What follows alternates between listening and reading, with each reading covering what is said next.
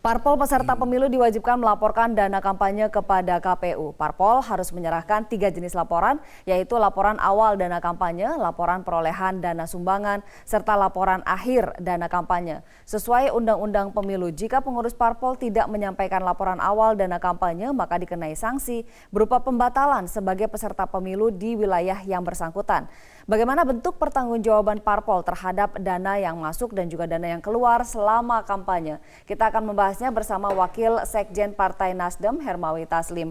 Pak Taslim, selamat pagi. Terima kasih sudah menemani saya pagi hari ini. Pak, kita sudah lihat daftarnya meski KPU belum mengumumkan secara resmi, tapi berdasarkan wawancara dengan para pengurus Parpol, itu sudah ada tuh daftarnya tuh dari 16 Parpol nasional dan juga dari 2 masing-masing paslon. Bagaimana kita membaca angka-angka ini? Apakah kita bisa menerjemahkan angka ini sebagai bentuk kepercayaan publik, kemampuan menggalang dana, atau belum berarti apa-apa?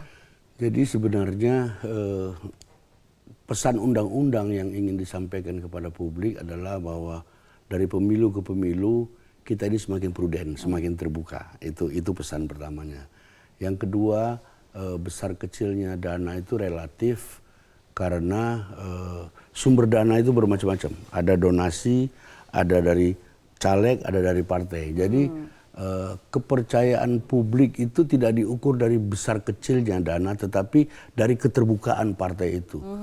Dia melaporkan apa adanya. Menurut kami itu dia melaporkan apa adanya. Dan kita di Nasdem itu memang mendidik orang sedemikian rupa. Misalnya untuk anggota DPR RI yang 575, kita nyiapkan setengah hari untuk melatih mereka menyusun bagaimana kalau dana masuk, bagaimana keluar, bagaimana cara membuat laporannya.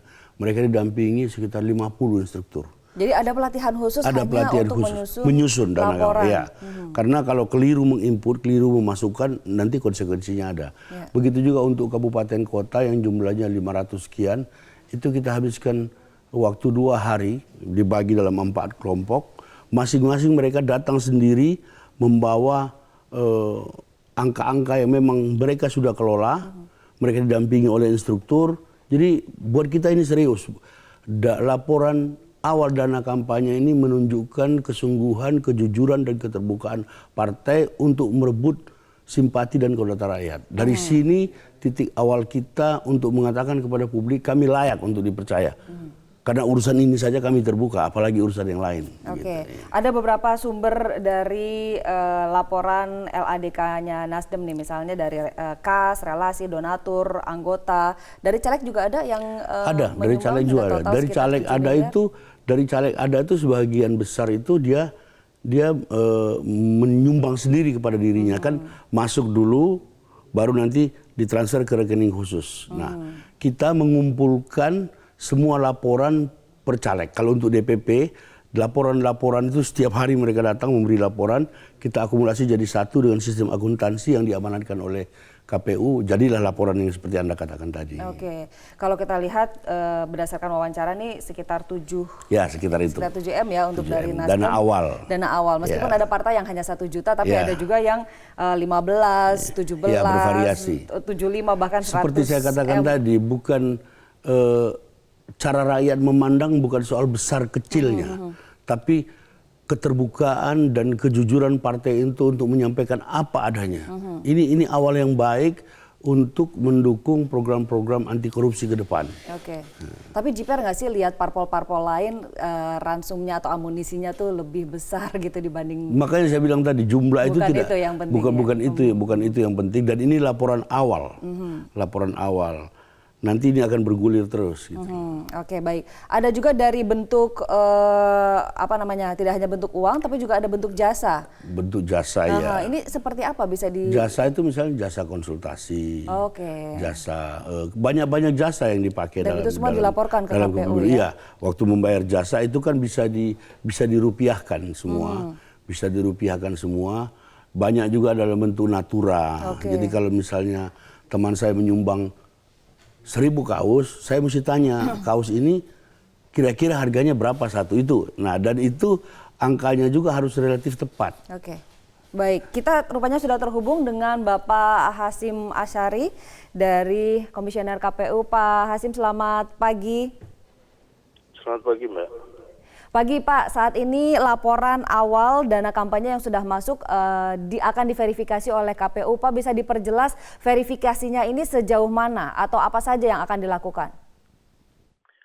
Jadi untuk penyerahan laporan awal dana kampanye itu dilakukan pada hari Ahad kemarin, tanggal 23 September 2018, jam 8 sampai jam 6 sore ya, untuk di semua tingkatan.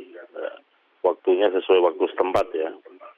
Nah kemudian setelah disampaikan ke KPU, itu KPU akan memeriksa terutama kelengkapan dan keabsahan laporan tersebut. Kelengkapan itu artinya apakah laporan awal dana kampanye sudah disusun sesuai dengan format atau formulir yang sudah ditentukan, teknis pengisiannya. Nah kalau keabsahan itu berkaitan dengan apakah dokumen-dokumen LADK itu sudah ditandatangani oleh pimpinan partai politik sebagaimana yang ditentukan.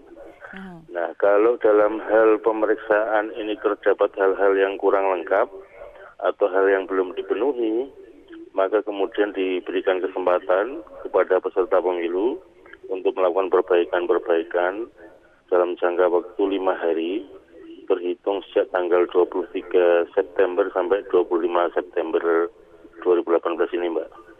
Oke, baik. Tapi apakah berarti verifikasi ini hanya bersifat administratif ya, tidak ada penelitian lebih lanjut gitu? Karena ICW sempat memberi wanti-wanti dana yang masuk ini bisa jadi dari luar negeri misalnya, lalu ada donasi dari satu orang sebetulnya besar namun dipecah-pecah menjadi kecil. Apakah tidak sampai ke sana, Pak? Kalau yang pertama ini kan diteliti kelengkapan dan keabsahan dokumen. Jadi laporan dana kampanye itu ada 3 jenis laporan. Yang pertama itu laporan awal dana kampanye, itu diserahkan tanggal 23 September. Kemudian yang kedua LPSK, itu laporan penerimaan sumbangan dana kampanye. LPSDK itu diserahkan nanti 2 Januari 2019. Yang bagian akhir itu adalah laporan akhir dana kampanye atau laporan penerimaan dan pengeluaran dana kampanye. Itu diserahkan nanti 8 hari setelah pemungutan suara. Kalau pemungutan suara itu 17 April 2019, maka LPPDK itu diserahkan tanggal 25 April 2019. Nah, untuk yang LPPDK atau laporan akhir dana kampanye ini, yang nanti akan diaudit oleh KAP, Kantor Akuntan Publik, yang ditunjuk oleh KPU. Nah, pada bagian inilah yang nanti, sebagaimana yang disampaikan ICW itu, semua hal yang berkaitan dengan laporan dana kampanye, substansinya itu akan diaudit. Berkaitan dengan besaran, kemudian sumbernya dari mana, pengeluarannya untuk apa, apakah melampaui batas atau tidak, penerimaan sumbangan dana kampanye itu nanti di bagian akhir. Baik, jadi tidak hanya memastikan secara administratif tertib begitu Pak ya, kalau misalnya ada indikasi money politik begitu bisa terendus begitu Pak? Yang akan diaudit itu adalah laporan dana kampanye, Pak.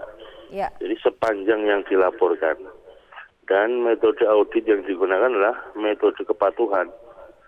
Kepatuhan itu artinya sesuai dengan aturan yang ditentukan di undang-undang itu. Yang pertama, apakah diterima dari sumber-sumber yang sah dan diperbolehkan oleh hukum. Yang kedua, apakah penyumbangnya itu jelas identitasnya. Kemudian yang ketiga, apakah sumber-sumber sumbangan tadi itu melampaui batas atau tidak. Yang berikutnya, apakah pengeluarannya sesuai dengan peruntukan dalam kampanye atau tidak. Itu yang jadi ukuran kepatuhan, Mbak. Baik. Dan misalkan seperti sumber penyumbang ya, itu ada penyumbang yang perseorangan, ada yang kelompok masyarakat, ada yang kemudian badan usaha non pemerintah. Nah kalau berasal dari luar itu yang dilarang, misalkan sumbernya adalah dari pihak asing. Pihak asing itu siapa? Menurut Undang-Undang Nomor 7 2017 itu bisa orang asing atau warga negara asing, bisa pemerintah asing, bisa perusahaan asing. Perusahaan asing itu maksudnya perusahaan itu yang sahamnya lebih dari 50% dimiliki oleh pihak asing. Nah, kalau ditemukan